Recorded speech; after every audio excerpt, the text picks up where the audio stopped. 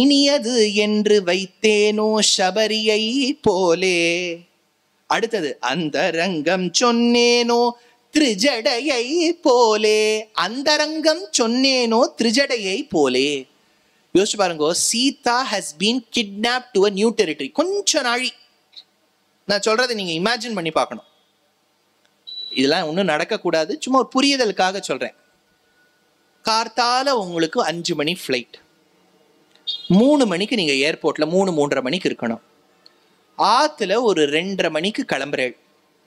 கார்த்தால ஒரு வண்டி, நீங்க இமேஜின் பண்ணணும் இந்த சிச்சுவேஷன், நடக்கக்கூடாது சொல்றேன். 2:30 மணிக்கு கேப் புக் பண்ணிருக்கேள். அவன் வந்துட்டான். கேப்ல ஏறி உக்காடுறேள். ஓடிபி கேட்குறான்.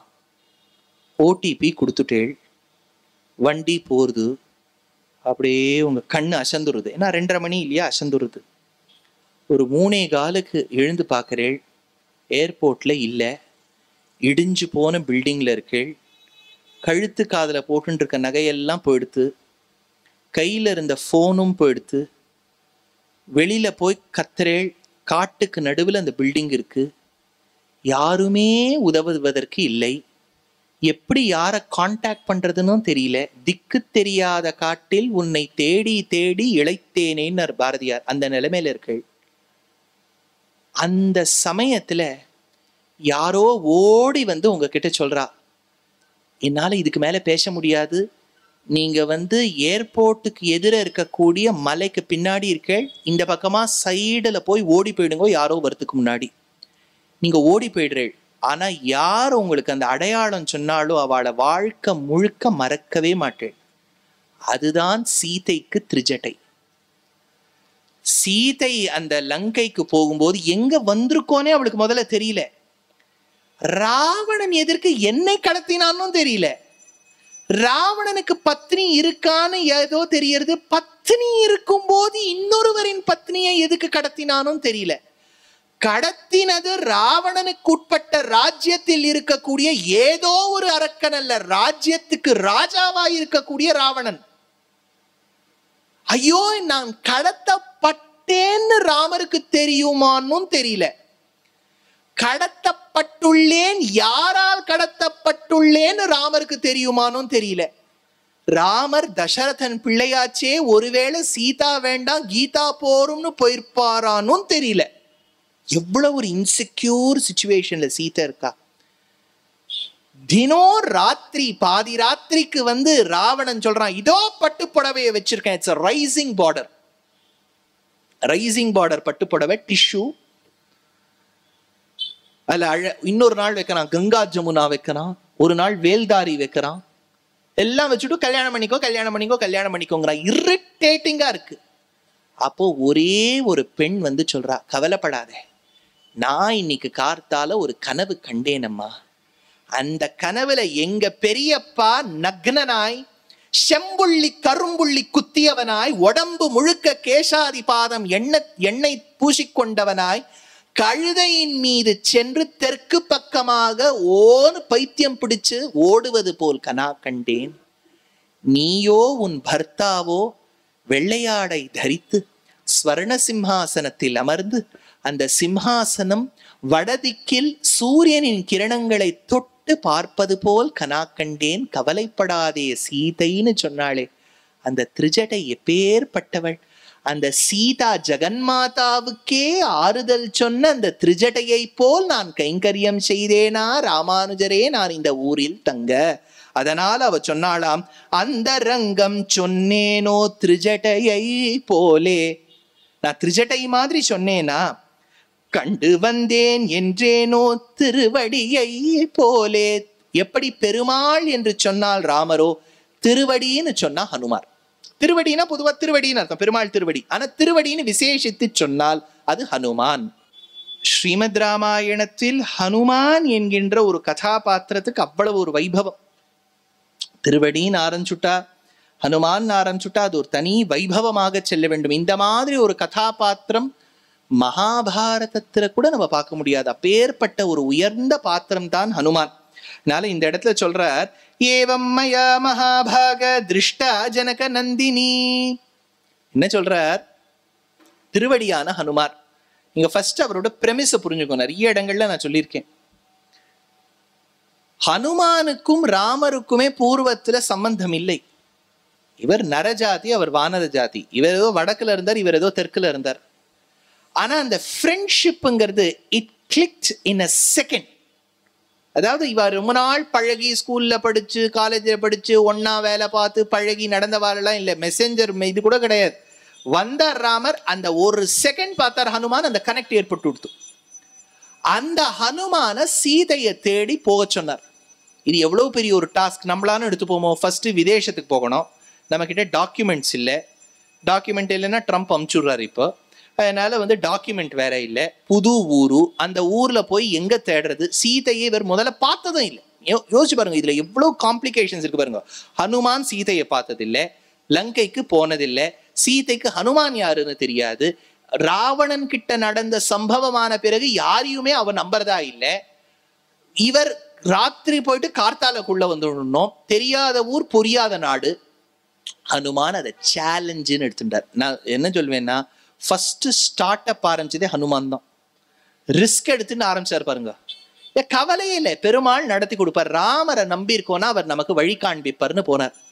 எத்தனையோ தடைகள். எதுவும் ஹனுமானுடைய பேசேஜுங்கிறது ஸ்மூத் கிடையாது. மைனாக்கோங்கிற ஒரு பர்வதம், சுரசாங்கிற நாகமாதா, சிம்மிகான்னு ஒரு அரக்கி, லங்கினின்னு ஒரு ஆபீசர் உள்ள போறார். எங்க சீதை இருக்கானே தெரியல. மந்தோதரிய சீதை நினைச்சார். கிச்சனுக்குள்ள போய் தேடினார், எங்கெங்கயோ போனார், மரமா சுத்தினார். கடைசியில சீதையை பார்த்தார். சீதைக்கு ஒரு டவுட் வந்துடுத்து. கனையாழியை கொடுத்தார், பிரைவேட் மெசேஜ் சொன்னார், சூடாமணியை வாங்கிட்டார், பிடிச்சிட்டு போயிட்டா. அக்ஷகுமாரனோட யுத்தம், அவனை கொன்னாச்சு, கதலி பலவனத்தை அழிச்சாச்சு. ராவணனுக்கு முன்னே சென்றார். ராவணன் கேள்வி கேட்க இவர் பதில் சொல்ல நேரவேல கொன்னுள்ளாமா நினைச்ச போது விபீஷண ஆழ்வான் தடுக்க, அந்த விபீஷண ஆழ்வான் பேச்சை கேட்டு அந்த வாலில் அக்னியை வைக்கலாம் நினைக்க இவர் ஊர் முழுக்க வச்சுட்டு, ஐயோ சீதைக்கு ஏதோ ஆயிடுத்தோ நினைச்ச போது சாரணர்கள் சொல்ல சீதைக்கு ஒன்னும் ஆகலைன்னு சொல்ல திரும்பி அந்த குரங்குகளை ததிமுகனுடைய இருக்கக்கூடிய அந்த மதுவனத்துக்கு அழைத்து சென்று அங்கேருந்து கிஷ்கிந்தாக்கு வரணும். இவ்வளவு நடந்திருக்கேன். நான் சொன்னேனே, இதெல்லாம் அவர் ராமர்கிட்ட சொல்லியிருக்கணுமா வேண்டாமா? அதெல்லாம் ஒன்றும் சொல்ல. கண்டேன் சீதைன்னு விட்டார். எது வேணுமோ அதை சொன்னார். பொதுவா இன்னொருத்தர் என்ன பண்ணிருக்கணும், நான் உனக்காக எவ்வளவு வேலை பண்ண தெரியுமா, கார்த்தால எழுந்து அரைச்சுதான் தோசை பார்க்க முடியும் இல்லையா? இதை ஊற போட்டுட்டு, ஊற வச்சதை கையால எடுத்து அந்த கிரைண்டருக்குள்ள போட்டு, எவ்வளவு நம்ம ஒரு சின்ன மாவு அரைச்சதுக்கு எவ்வளவு நாழி சொல்றோம். இவர் இவ்வளவு தூரம் போயிட்டு வந்ததை பத்தி ஒண்ணுமே சொல்லலையே. ரெண்டே வார்த்தை, கண்டேன் சீதையை. What is relevant is to be spoken. What is required is need to be conveyed. How you convey also matters as much as what you are going to convey. கண்டென்ட்ங்கிறது ஒன்று இருக்கு, அதை எப்படி டெலிவர் பண்றோங்கிறது ஒன்று இருக்கு இல்லையா? ஆத்துல ஒரு விஷயம் இல்லை, நீ கேட்டிருந்தியோனோ அது இல்லை அப்படின்னு சொல்றதுக்கு பதிலா, நீ கேட்டிருந்த நாளைக்கு அது வந்துருமே, இன்னைக்கு இல்ல நாளைக்கு பார்த்துக்கலாம், அது சொல்ற விதம் இருக்கே அப்படின்னா அவர் நாளைக்கு வரணும்னு அர்த்தம் இல்லையா? தானே அர்த்தம். அது எவ்வளவு அழகா சொல்றோம். அந்த மாதிரி இந்த இடத்துல கண்டு வந்தேன் என்றேனோ திருவடியை போலே. வால்மீகி ராமாயணம். உக்ரேண தபசா யுக்தா த்வத்பக்த்யா புருஷ ரிஷப ஏவம் மயா மகாபாக திருஷ்டா ஜனக நந்தினி.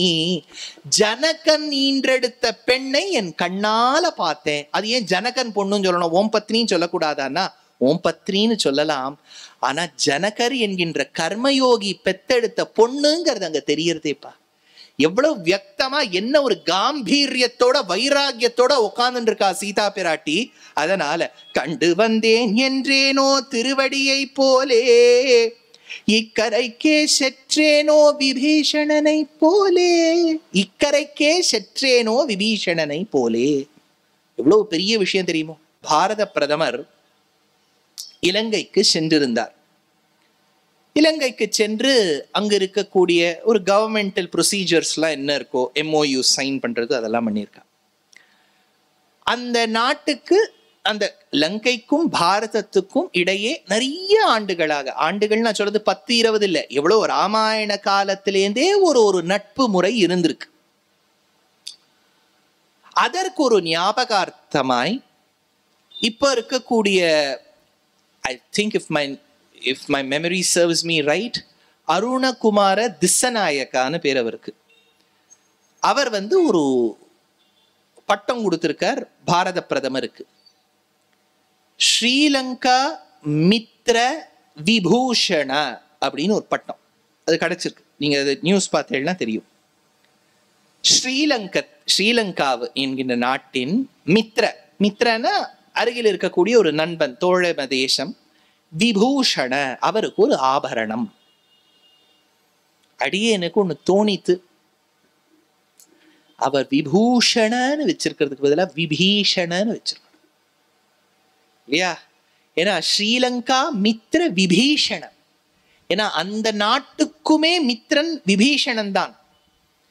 இன்னைக்கும் நீங்க போனேன்னா கொழும்புன்னு பேரு அவர்களுடைய ராஜதானிக்கு, கொழும்போங்கிறோம். அந்த கொழும்பு நகரின் எல்லைப்புறத்துல கேலனியா அப்படின்னு ஒரு இடம் இருக்கு. நீங்க போய் கட்டாயமா பார்த்துட்டு வாங்க. உங்க ஒரு புத்த விஹாராவை பிரதட்சிணமா வர இடத்துல, அந்த இடத்துல அழகான ஒரு கோவில். அந்த கோவிலுக்கு பின்புறத்தில் விபீஷண பட்டாபிஷேகம் நடக்கக்கூடிய ஒரு கோலம். ரொம்ப அழகா இருக்கும். அதை நீங்க கட்டாயம் சேவிச்சுட்டு வரணும். அந்த லக்ஷ்மணன் விபீஷண பட்டாபிஷேகம் பண்ணி வைக்கிற மாதிரி. வடதேசத்துல நார்த்ல நான் இது ஒரு ஒப்போசிஷனா சொல்லியிருக்கேன். ஒரு தடவை சேனல் போன போது ஏதோ ஒரு சந்தர்ப்பம், அப்போ நார்த்லேருந்து ஒரு பேனலிஸ்ட் வந்திருக்கார். அது சந்தர்ப்பம் என்னன்னா, யாரையோ ஏமாத்திருக்கா. ஹிந்தியில ஒரு பழமொழி, கூட இருந்தவனை விட்டுட்டு ஏமாத்திட்டு போனா அவன் பேர் விபீஷணன். நான் அப்புறம் அவருக்கு பிரைவேட்டா மெசேஜ் எழுதினேன். அந்த யார் அந்த பேனலிஸ்டோ அவருக்கு மெசேஜ் எழுதினேன். நான் சொன்னேன், இது ரொம்ப தப்பு. விபீஷணன் என்கின்றவன் பெரிய தர்மாத்மா. அண்ணாவை விட்டுட்டு வந்தான்னா ஒரு மொலஸ்டர், ஒரு கிட்னாப்பர், தர்மத்தின் வழியில நடக்காதவன். அவன் அண்ணாவா வச்சுருக்கோங்கிற ஒரே காரணத்துக்காகவா கூட இருக்க முடியும்? தவறு செய்தவனுக்கு உபதேசம் பண்ணார் விபீஷணன். அண்ணா, நீ செய்வது தவறு. இன்னொருவரின் பத்னி, இன்னொரு நாட்டை சேர்ந்தவளை நீ கடத்தின் வந்ததே தப்புன்னா திருப்பி ஒப்படைச்சுடு. கூட போகும்போது சிலோன் டீயும் சேர்த்து கொடுத்துரு. அதெல்லாம் ப்ராப்ளமே இல்லை, திருப்பி கொடுத்துரு. வேண்டாம், இன்னொருவரின் சாபம் நமக்கு வேண்டான்னு சொன்ன போது இந்த ராவணனும் இந்திரஜித்தும் சொன்னா, எங்க வீட்டு சாப்பாடை சாப்பிட்டுட்டு எங்களுக்கே எதிர்ப்பா யோசிக்கிறியான். அப்பதான் விபீஷணன் சொன்னான், எப்போ உனக்கு கூட பிறந்தவா பண்ற உபதேசம் காதுல விழலியோ அப்ப நீ இனிமே இந்த ஊர்ல நான் இருப்பதற்கு சரியில்லைன்னு தியாகம் பண்ணிட்டு விபீஷணன் கிளம்பிவிட்டார். வேண்டான்னு அவர் கிளம்பிவிட்டார் விபீஷணன். அந்த விபீஷணன் நிச்சயமாக தர்மாத்மா தான். அதனாலதான் அந்த பேனலிஸ்ட் கிட்ட சொன்னேன், அவரை தப்பா சித்தரிக்காதீங்கோ. விபீஷணன் பெரிய நமக்கு விபூஷணம். அதனாலதான் ஒரு விஷயம் எழுதலான்னு தோணித்து பிரைம் மினிஸ்டர்ஸ் ஆஃபீஸ்க்கு. இதை விபூஷணன் சொல்லாதீங்கோ, விபீஷணன்னு சொல்லுங்கோ. ஏன்னா அவர் அப்பேற்பட்ட தர்மாத்மா. விபீஷணனுடைய சரணாகதியை தான் நம்ம கொண்டாடுறோம்.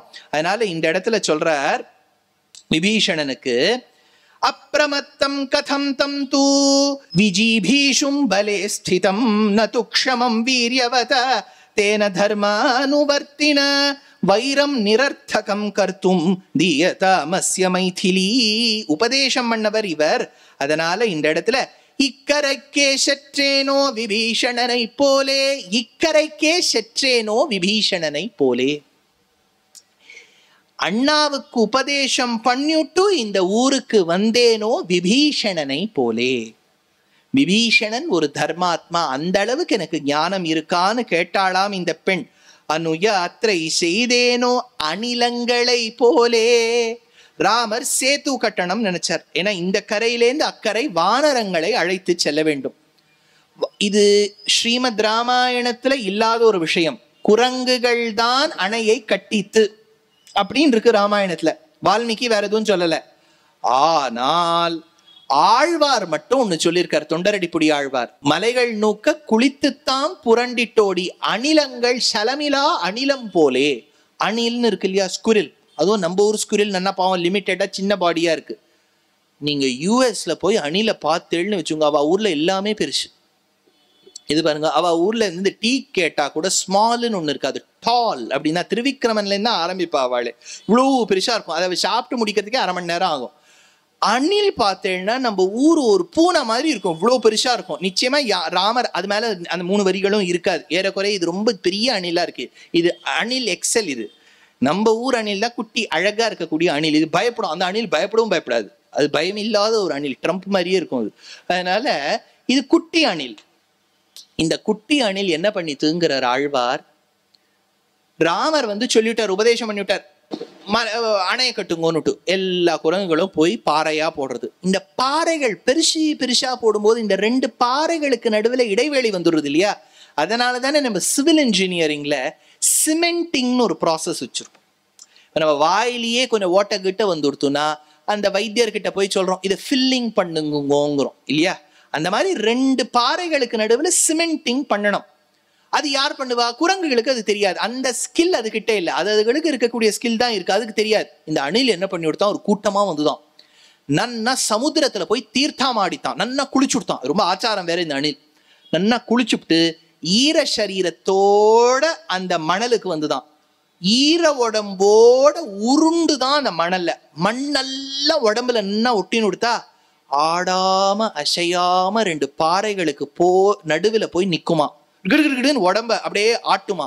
அப்படியே அதுல இருக்கக்கூடிய அந்த மணல் பொடி எல்லாம் அந்த 2 பாறைகளுக்கு நடுவில் வந்துருமா. அதுதான் அந்த சிமெண்டிங் ப்ராசஸ். நடுவில் அது வந்துடுத்தா அது பண்ணி முடிச்சுட்டு குரங்குகளை பார்த்து சொல்லுங்கிறார் பெரியவாச்சான் பிள்ளை. அது சொல்லுமா, என்ன நீங்க வேலை பார்க்கிறேன், ராம கைங்கரியனா ஓடி ஓடி வேலை பார்க்க வேண்டாமா, பாறையை போடுங்க. குரங்கு பார்த்துதான் தம்மா தூண் இருக்கு, இது நம்மள என்னமா வேலை வாங்கிறது அப்படிங்கிறது பெரியவாச்சான் பிள்ளை எடுக்கிறார். அப்படின்னா ராமருக்கு இவ்வளவு சேவை பண்ணிருக்கு. அதனாலதான் தெரிஞ்சோ என்னவோ அந்த சேவைக்கே அது பேர் வச்சுட்டா அணில் சேவை இல்லையா? இவ்வளவு விஷயம் தெரிஞ்சவாளா இருக்கா, ராமாயணம் படிச்சவாளா இருக்கா. அதனால ராவணோ குரங்குகள் மலையை நூக்க குளித்து தாம் புரண்டிட்டோடி தரங்க நீரழைக்கலுற்ற சலமிலா அணிலும் போலேன். அணில் கைங்கரியம் பண்ணிட்டே, அந்த அணில் கைங்கரியம் பண்ண அளவுக்கு கூட நான் என் ராமனுக்கு கைங்கரியம் செய்யவில்லையே ராமானுஜரே, இந்த ஊரில் நான் தங்க